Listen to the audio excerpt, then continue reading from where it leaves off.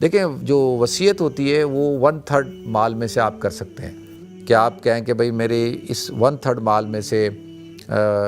Charity کرنا، جو بھی آپ چاہتے ہیں کہ بھئی اس کو دے دینا، اس کو دے دینا یا یہ کر دینا، کہ اگر آپ نے کسی کا قرضہ دینا ہے تو آپ نے یہ بتانا ہے اس میں کہ میرا یہ قرض ہے، یہ قرض فلاں کو ادا کیا جائے میرے مال میں سے، ٹھیک ہے جی۔ حج فرض تھا آپ کا تو آپ اس میں وصیت کریں کہ بھئی میرا حج بدل کروایا جائے۔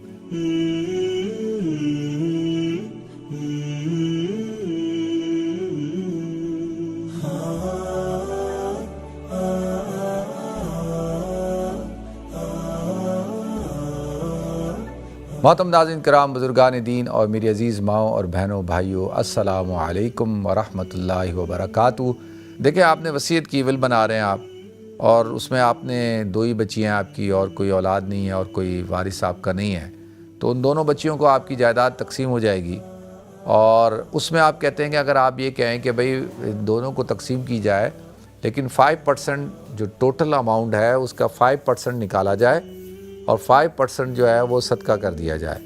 یعنی چیریٹی کر دیا جائے، صدقہ کر دیا جائے، غریبوں کو دے دیا جائے، یا اور کوئی چیزیں ہیں تو ایسا کیا کرنا جائز ہے؟ ایسے کر سکتے ہیں، ایسی کوئی ول بنا سکتے ہیں، بالکل۔ دیکھیں جو وصیت ہوتی ہے وہ 1/3 مال میں سے آپ کر سکتے ہیں، یعنی 25، اگر آپ کا مال کا 25% تک آپ کر سکتے ہیں، 1/3 مال، کہ آپ کہیں کہ بھئی میرے اس 1/3 مال میں سے چیریٹی کرنا، جو بھی آپ چاہتے ہیں کہ بھئی اس کو دے دینا، اس کو دے دینا یا یہ کر دینا، تو یا آپ نے کسی کو مثال کے طور پہ مسجد بنا دینا، یا جو بھی آپ چاہتے ہیں وہ آپ بالکل 1/3 مال میں سے آپ کر سکتے ہیں، پورے مال میں سے نہیں کر سکتے، 1/3 سے زیادہ سے میں بھی آپ وصیت نہیں کر سکتے، صرف 1/3 مال میں سے کر سکتے ہیں، ٹھیک ہے؟ تو 5% تو کم ہے، بالکل آپ کر سکتے ہیں، شرعی طور پر اس میں کوئی ممانعت نہیں ہے، آپ بالکل کر سکتے ہیں۔ ویسے طریقہ کار کیا ہے؟ طریقہ کار یہ ہوتا ہے ول بنانے کا، سب سے پہلے بنیادی طور پہ دیکھیں آپ نے کیا کرنا ہے کہ آپ نے سب سے پہلی چیز یہ بنانی ہے کہ اگر آپ نے کسی کا قرضہ دینا ہے تو آپ نے یہ بتانا ہے اس میں کہ میرا یہ قرض ہے، یہ قرض فلاں کو ادا کیا جائے میرے مال میں سے، ٹھیک ہے جی؟ کیونکہ قرض کے بارے میں تو سوال ہوگا، حضور تو جنازہ نہیں پڑھاتے تھے، تو قرض بہت بری چیز ہے، قرض دیا ہے تو اس کو واپس دینا ہے،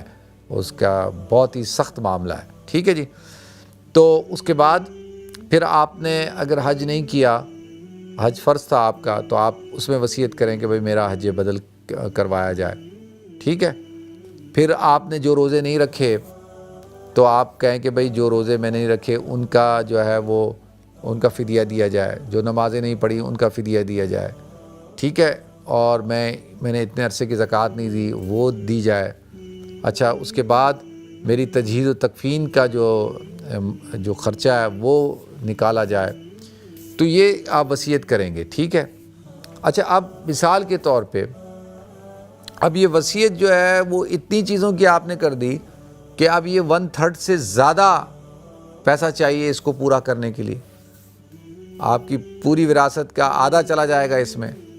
یا 75% چلا جائے گا، یا پوری وراثت چلی جائے گی، پورا مال چلا جائے گا۔ تو شریعت کہتی ہے کہ یہ ساری جو چیزیں ہیں، یہ ان سب کی جو امپلیمنٹیشن ہوگی یہ آپ کے 1/3 مال میں سے ہوگی، 1/3 مال میں سے ہوگی، اور اس میں یہ ساری چیزیں کی جائے گی۔ جتنی چیزیں ہو گئیں ٹھیک ہے، جتنی نہیں ہوئیں تو بس باقی مال جو ہے وہ ورثہ کا ہے۔ تو اس بات کو اللہ کے رسول صلی اللہ علیہ وسلم نے ناپسند کیا ہے کہ جی ساری مرتے وقت جو ہے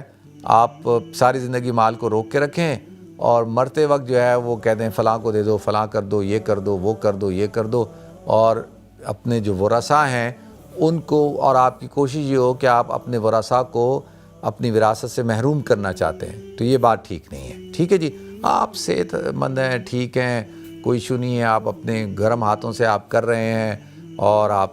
خرچہ کر رہے ہیں، وہ تو صحیح ہے، اجازت ہے اس کی، لیکن مرنے سے پہلے بڑھاپے میں اس وقت میں اور اس طرح سے وصیت کرنا کہ آپ کے بچے محروم ہو جائیں، تو یہ بات مناسب نہیں ہے، ٹھیک ہے جی؟ اور یہ شریعت کے حکم کے خلاف ہے، کیونکہ قرآن میں اللہ تعالیٰ نے ورثاء کے جو ہے وہ حصوں کو بیان کیا ہے، اور نص قطعی سے یہ بات ثابت ہے،